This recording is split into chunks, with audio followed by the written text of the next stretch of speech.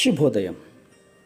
Global బెథేనియా Calvary ministry తరపున ఈ పునరుద్ధాన యొక్క దినమయందు మరొకసారి మీ అందరితో కూడా కలుసుకుని దేవుని యొక్క పరిశుద్ధమైన మాటలు ధ్యానించడానికి దేవుడు నాకు ఇచ్చిన మధురమైన అవకాశాన్ని బట్టి నేను దేవునికి ప్రత్యేకమైన వందనాలు తెలియజేస్తున్నాను. ఈరోజు కూడా పరిశుద్ధమైన వేద గ్రంథంలో నుండి మరొక చక్కటి మాటను చదువుకుందాం. కీర్తనల గ్రంథము 136వ అధ్యాయము మొట్టమొదటి వచనము నేను చదువుతున్నాను, దయచేసి గమనించండి. కీర్తనల గ్రంథము 136వ అధ్యాయము మొట్టమొదటి వచనము. యెహోవా దయాళుడు, ఆయనకు కృతజ్ఞతాస్తుతులు చెల్లించుడి, ఆయన కృప నిరంతరముండును. దేవునికి స్తోత్రం కలుగునుగాక. అవును ప్రియమైన సహోదర సహోదరులారా, దేవుని యొక్క కృప మనకు పాప క్షమాపణ పొందడానికిని రక్షణ పొందుకోవడానికిని అది ఎంతో ఉపయోగపడింది. దాని ద్వారానే మనము ఈరోజు ఈ విధంగా జీవించగలుగుతున్నాం. అయితే ఈ కృప అంటే ఏంటి? కృపకు అర్థం ఏంటంటే దేవుడు వ్యక్తిగతంగా మనలో పనిచేస్తున్నాడు అని అర్థం.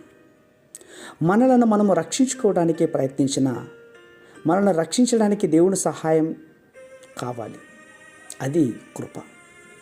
దేవుడు తన పక్షాన ఉంటూ మన పక్షాన మన కొరకు ఆయన చేసినటువంటి గొప్ప త్యాగం మనం గుర్తుపెట్టుకోవాలి.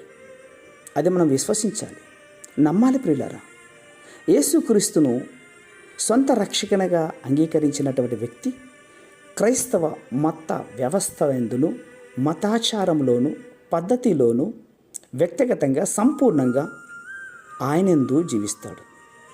క్రీస్తు ద్వారా ప్రాచీన ప్రవచన పురుషుడుగా మనము అంగీకరించినటువంటి వారమైన మనం ఆయన సిలువ వేయబడినప్పుడు, సిలువకు అప్పగించుకున్నప్పుడు మనము ఆయనలను చూసుకున్న వారమై ఉండాలి.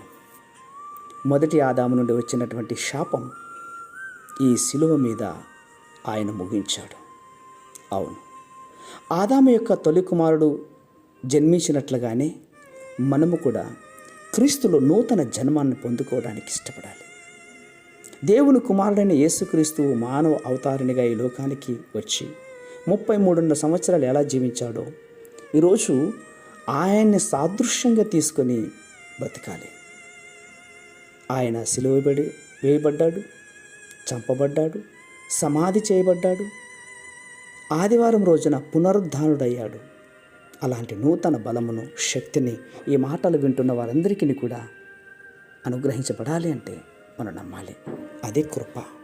అలాంటి కృప మనకందరికీ కూడా సదాకాలం దేవుడు తోడయుండి నడిపించి ఆశ్రయించునుగాక. ప్రేమ నమ్మకమైన మా ప్రియ పరలోకపు తండ్రి, నిజమేనైనా మీ కృప మా పట్ల నిరంతరం ఉండాలంటే మీ త్యాగమును గుర్తు చేసుకుంటూ మీరే మా రక్షకుడని, మీరే మా కాపరి, మా దేవుడని నమ్మే హృదయంలో హృదయాంతరంగా ఉండి సంపూర్ణంగా విశ్వసించే గుణగణములను ఈ మాటలు వింటున్న బిడ్డలందరికీ మీరు అనుగ్రహిస్తున్నందుకే స్తోత్రాలు అర్పించుకుంటూ చిన్న ప్రార్థనను మా రక్షకుడిని యేసయ్య బట్టి అడిగి వేడుకొని పొందుతున్నాం మా తండ్రి. ఆమేన్, ఆమేన్, ఆమేన్.